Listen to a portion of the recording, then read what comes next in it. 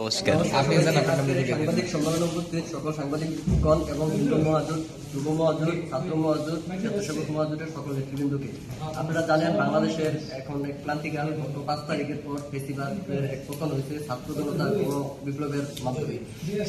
পরবর্তী সরকার গঠন হয়েছে এবং এই পরবর্তীকালীন সরকারের প্রধান উপদেষ্টা সহ সকল উপদেষ্টাগণ দেশ পরিচালনায় এক নিবিড় চেষ্টা চালিয়েছে। এর মাঝখানে সনাতন ধর্মাবলম্বীদের সবচেয়ে বড় অনুষ্ঠান শারদীয় দুর্গোৎসব খুবই জাঁকজমক পরিবেশে সম্পন্ন হয়েছে এবং দেশের যে ক্রান্তি লগ্নে সনাতন সম্প্রদায়ের যে ভাবমূর্তি তা আমরা ইতিমধ্যে দেখেছি। অন্য বছরের তুলনায় এই বছর খুবই ভালো আছে।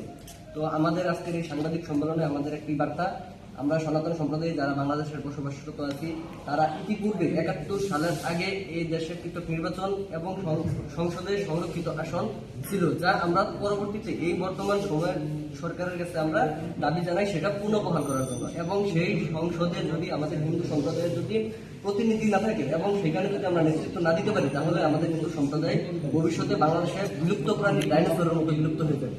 তারই প্রেক্ষাপটে আজকের এই সাংবাদিক সম্মেলন।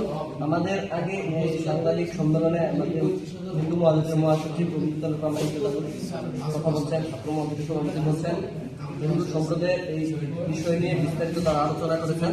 আমাদের বার্তা একটাই, আমরা সংসদে আমাদের প্রতিনিধিত্ব চাই এবং আমাদের পৃথক নির্বাচনের মাধ্যমে আমরা সংসদে প্রতিনিধিত্বের মাধ্যমে হিন্দুদের এই দেশে স্থায়ীভাবে বসবাস করার জন্য একটা সুন্দর পরিবেশ আমরা চাই।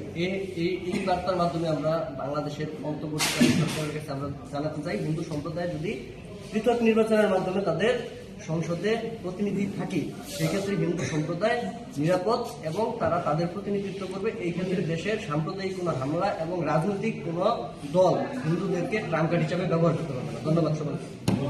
জয় শ্রীরাম।